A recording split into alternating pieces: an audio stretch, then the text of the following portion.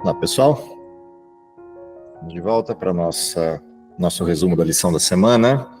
Hoje, em particular, estudando a lição de número 5, na continuidade do nosso estudo do trimestre, que é o tema do grande conflito, a grande controvérsia, o grande conflito.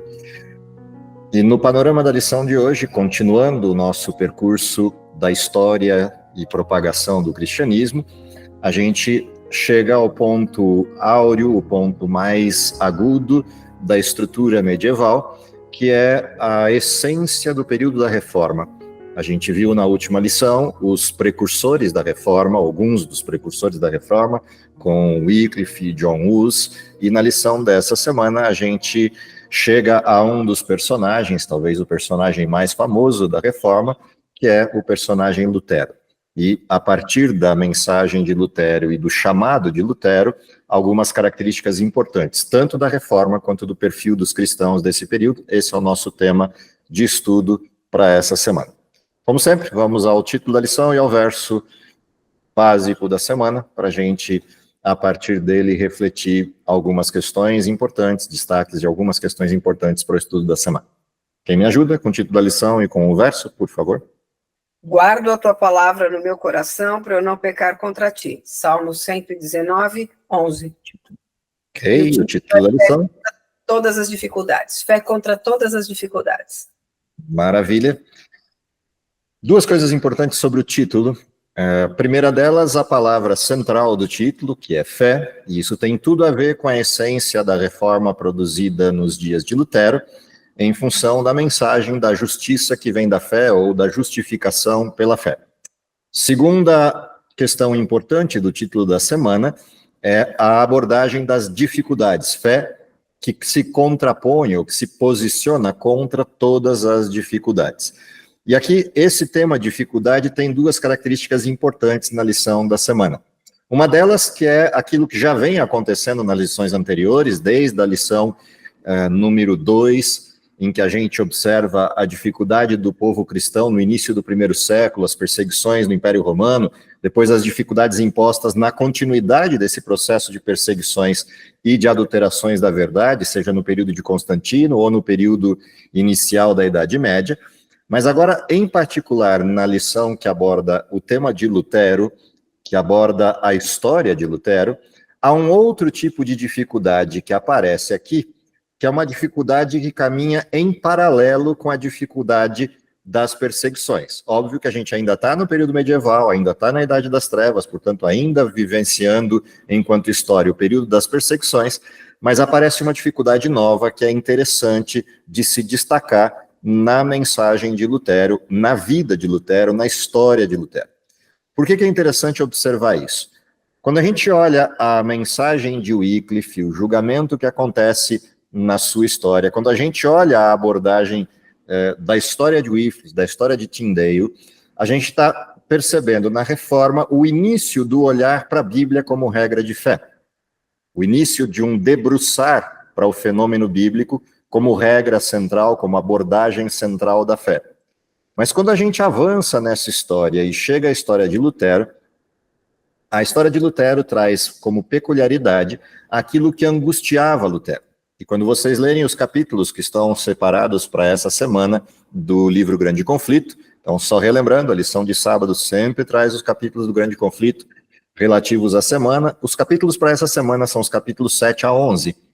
E, em particular, o capítulo 7 conta a história do início da vida de Lutero, a história do que perfaz o background, o pano de fundo da história de Lutero. E, por isso, o título do capítulo, na mensagem do Grande Conflito, é A Influência de um Bom Lar. Essa perspectiva de olhar para Lutero como tendo uma origem humilde, assim como Wycliffe e outros membros da Reforma, mas tendo na estrutura familiar e na educação de base dele o que fundamentou a personalidade de Lutero e as suas condições de enfrentamento no período da Reforma, traz algo em particular na história de Lutero que, em relação à mensagem da justificação pela fé, é algo muito importante. Então, o que a gente tem aqui como referência interessante de observação? Primeiro, Lutero é um sujeito educado numa vida bastante difícil, numa vida bastante complexa, no sentido da pobreza e das dificuldades impostas por isso. Seu pai, um mineiro que se dedica enquanto financiamento aos estudos iniciais de Lutero, o envia para os estudos de ser um advogado, uma pessoa que tivesse condição de proeminência social e ter uma vida distinta daquela de quem trabalhava nas minas como seu pai. Seu pai é um sujeito austero, um sujeito de um brio e honestidade bastante consideráveis e de uma fé bastante sólida em Deus, imprimiu essas características em Lutero. A pressão contextual da vida de Lutero, se a gente observar o que era a religiosidade dos dias de Lutero, traz para Lutero uma perspectiva equivocada de Deus. E Lutero vivia uma angústia constante, fruto do seu próprio processo educacional, que exigia de Lutero um perfil tão austero quanto do seu pai, tão honesto e tão distinto quanto do seu pai. Ao mesmo tempo, ele percebia em si mesmo uma condição cada vez pior de vida, um olhar para si com um julgamento cada vez mais intenso, a ponto de Lutero enxergar em Deus um sujeito tirano como um juiz quase que irracível buscando condenação. E Lutero cresceu debaixo deste estigma, debaixo desta condição. E isso produzia em Lutero uma angústia incontrolável, uma angústia quase insuportável. Lutero abandona a carreira de advocacia, abandona os seus estudos de advocacia e, em segredo, vai para um mosteiro. E quando seu pai descobre, isso produz uma briga enorme, a ponto de eles não se falarem por quase 2 anos. Depois fazem as pazes e agora Lutero vai se preparar para ser um monge, mas dentro dessa condição de viver um monastério, ele aumenta o seu perfil de culpa. E aí aparece algo que está na introdução da lição, na introdução da história de Lutero, que a gente vai ver na lição dessa semana, que é a descoberta que Lutero faz da existência da Bíblia. E é curioso você pensar, Lutero descobrir que a Bíblia existe.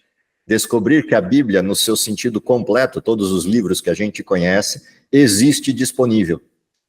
Há um texto no capítulo destacado para a leitura dessa semana, num dos capítulos destacados para essa semana, que é o capítulo 7 do Grande Conflito, que retrata esse momento. A lição tem um pedaço desse texto reproduzido. E eu vou trazê-lo e depois a gente volta para a sequência da lição e observar as lições dentro da lição a partir dessa história que é trazida como pano de fundo, que é a história de Lutero. O texto diz assim: enquanto um dia examinava os livros da biblioteca, essa parte que está na lição, da universidade, Lutero descobriu uma Bíblia latina. Nunca dantes vira tal livro. Ignorava mesmo sua existência.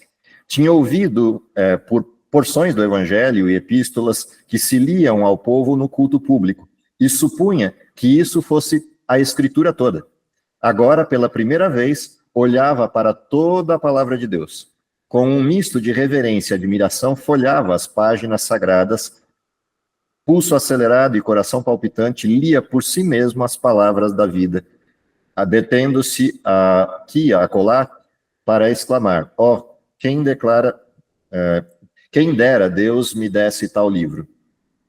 O que me chama a atenção nesse ponto específico da história, nessa questão em particular da história de Lutero, me chama a atenção o fato de que a gente tem dezenas, centenas de Bíblias disponíveis em termos de traduções, versões e abordagens diferentes.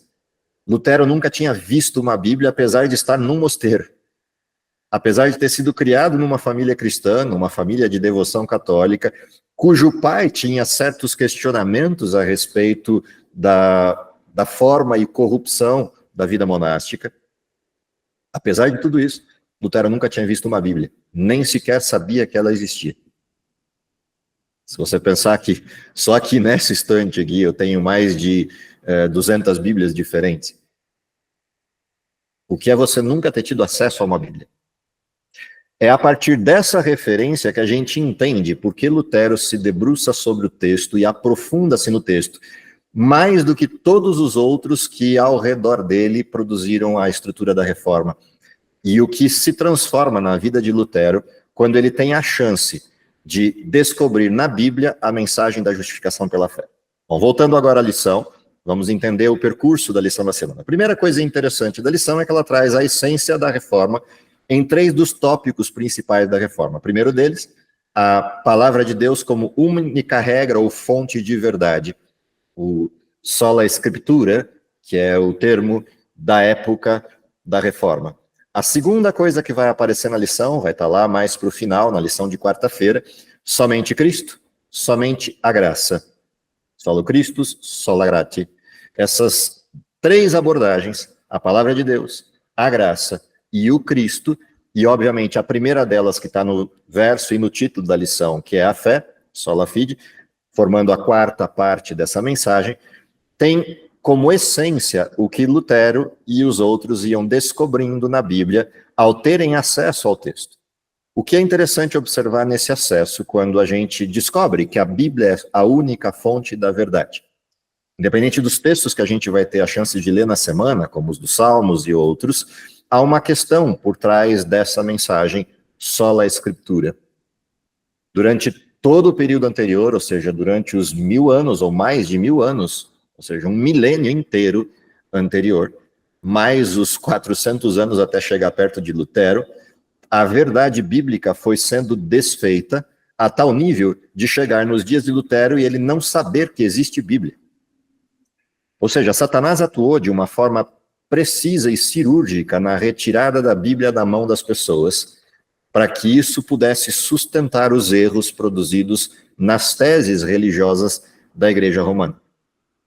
Não somente isso, a alteração do modelo bíblico de salvação pela fé e pela graça é substituída pela salvação pelas obras, pelas indulgências, pelo sacrifício, trazendo para a igreja uma autoridade que nunca lhe pertenceu, que é a autoridade de salvar.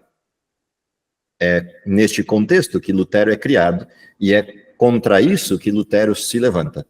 E ele se levanta porque ele descobre nas Escrituras salvação, descobre nas Escrituras as distorções produzidas pelo tempo. Quais são as consequências da retirada da Bíblia, além da distorção da verdade no sentido doutrinal?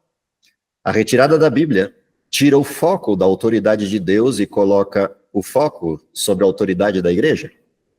A retirada da Bíblia como fonte de verdade coloca sobre os clérigos da igreja a fonte da verdade da interpretação da Bíblia e a interpretação da mensagem de Deus. Ou seja, Deus é substituído por homens e Deus deixa de ser adorado como tal.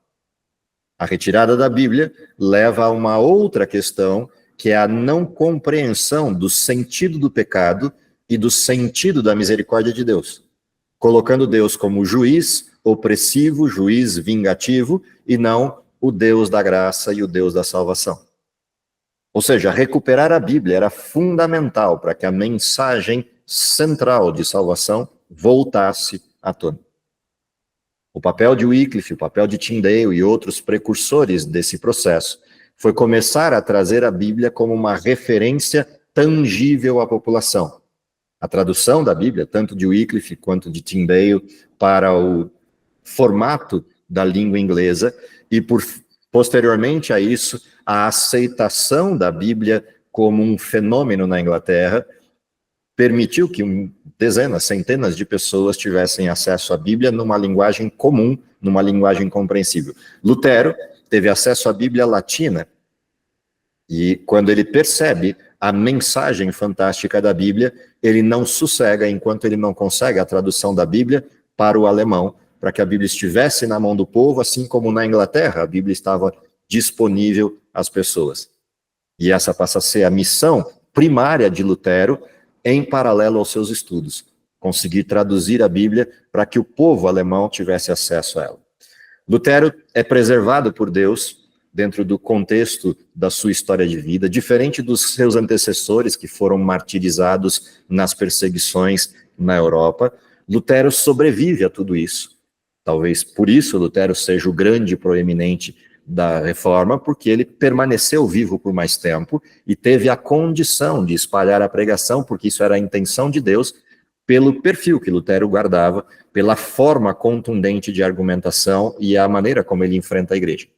Lutero vai viver em Wittenberg, vai ter a oportunidade de viver num ambiente universitário, protegido pelo príncipe de Wittenberg, que era um sujeito ligado ao imperador.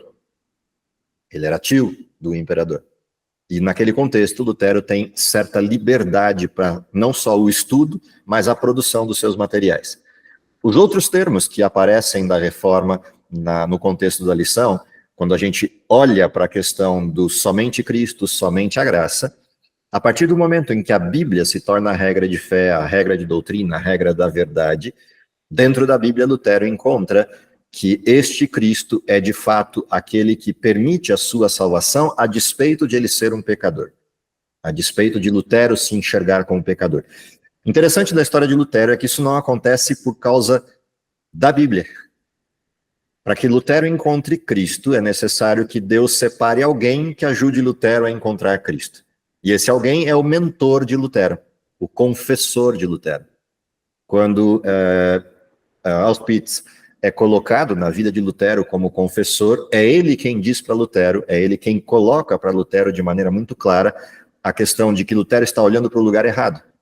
Enquanto Lutero está olhando para o seu mal, para o seu pecado, para as suas condições, ele não vai encontrar paz. E Auspitz sugere que ele olhe para Cristo e entenda em Cristo, e encontre em Cristo e nos evangelhos a graça. É curioso isso.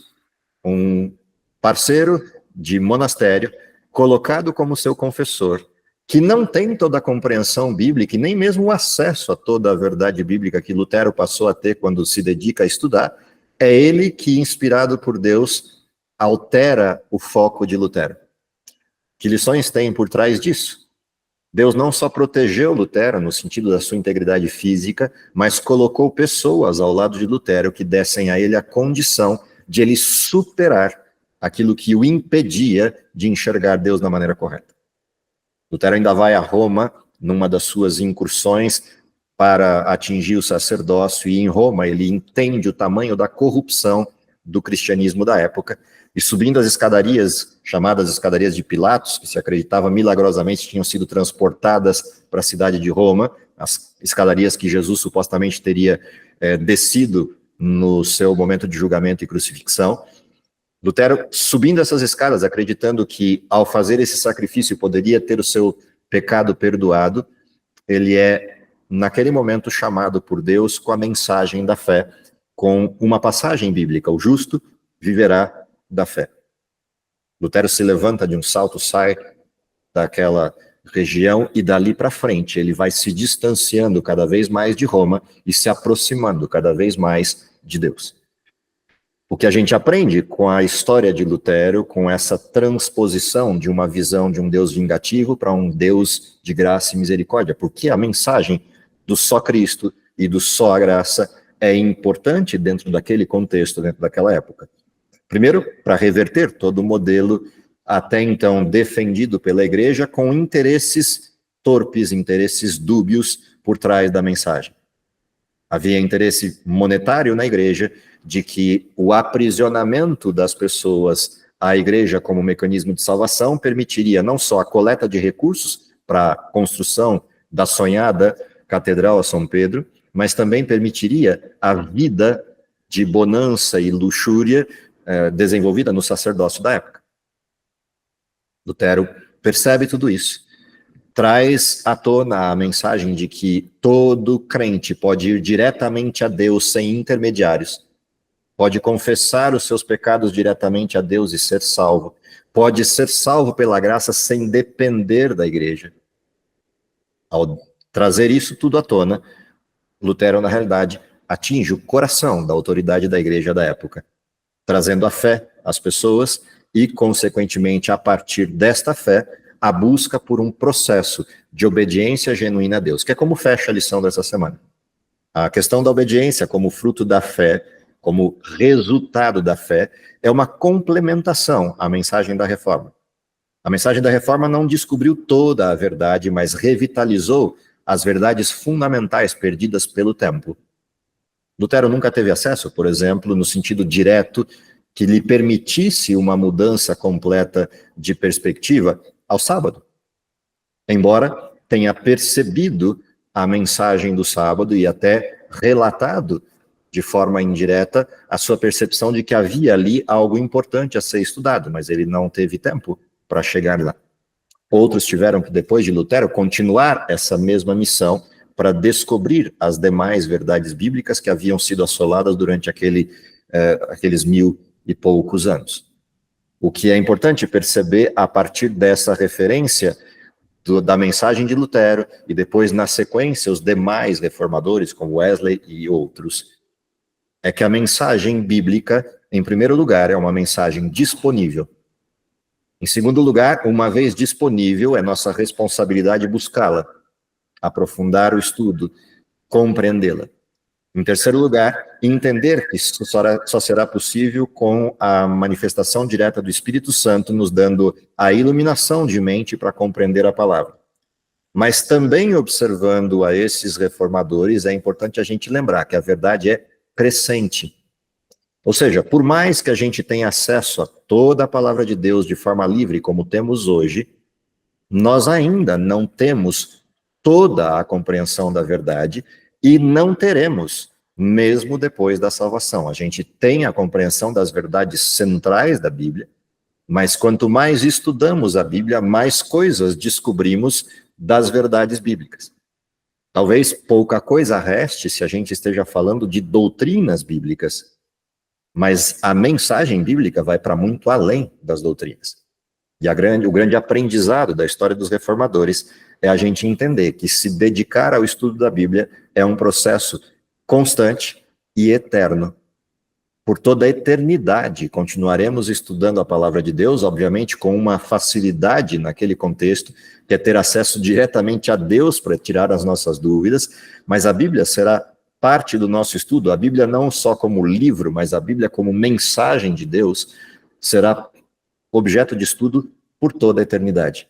Ou seja, há coisas por trás da mensagem bíblica que a eternidade é pouco para que a gente compreenda. E alguns dos temas bíblicos, nem a eternidade será suficiente para clareá-los de forma completa, dada a limitação que temos de sermos criaturas. Portanto, que grande coisa aprendemos, voltando agora ao título da lição e ao verso inicial, que coisa aprendemos quando olhamos para a fé que se contrapõe às dificuldades. No primeiro bloco de dificuldades de Lutero, a dificuldade interna de aceitação da graça e aceitação do perdão, a dificuldade humana de entender quem é Deus e entender o que Deus fez por nós. Segundo bloco de dificuldades, as dificuldades externas. Uma vez compreendendo quem Deus é e o que fez por nós e aceitando viver sola Escritura, sola gratia, sola fide, solo Christus, aceitando viver debaixo dos paradigmas da Escritura Sagrada, estaremos nos posicionando cada vez mais distantes do mundo em que vivemos e cada vez mais próximos de Deus, o que suscitará um outro tipo de dificuldades, que são as dificuldades externas. De que maneira a fé se interpõe a estas dificuldades externas? Essa fé nos faz observar aquilo que está no fim da história e, compreendendo o fim, a gente entende que as circunstâncias que vivemos aqui, além de serem passageiras, elas são importantes, não para nós exclusivamente, mas importantes de serem vividas para a salvação de outros, ou seja, a gente deixa de focar na gente mesmo e passa a focar na missão. E aí, entendendo a missão, a gente suporta as dificuldades que esse mundo põe contra o Evangelho, entendendo que o desfecho dessa história já está apresentado, já está qualificado e já está resolvido, ainda que latente no nosso caso, por acontecer, mas já está resolvido enquanto afirmação de Deus, porque aquilo que Deus prometeu, ele resolverá ao final, encerrando a história desse mundo, executando a justiça. Oxalá a gente compreendendo a história desses grandes sujeitos do passado, revisitando essas histórias e percebendo o perfil que se desenvolveu na vida deles a partir do trabalho do Espírito Santo, a gente possa entender o perfil que é necessário para o nosso tempo e o que Deus tem de expectativas para nós, vivendo o último tempo da história. Tenham uma boa lição, um bom estudo durante a semana. Nos encontramos aí no próximo sábado para estudarmos a lição em classe. E até lá, que Deus abençoe vocês para a compreensão de toda essa mensagem. Vamos orar? Querido Pai que está nos céus, te agradecemos pelo dom da vida, te agradecemos porque as histórias desses grandes baluartes do passado nos dão a convicção de que a atuação do Espírito Santo na vida de cada um de nós pode ser plena, pode ser completa e, principalmente, pode transformar outras pessoas a partir da convivência conosco e a partir da mensagem que apresentamos a respeito das tuas verdades. Dá, Senhor, que ao propagarmos tua verdade e a nos mantermos leais e fiéis a ela, possamos abreviar a tua vinda e ainda vê-lo voltando em nossa geração. É o que lhe pedimos por Jesus. Amém.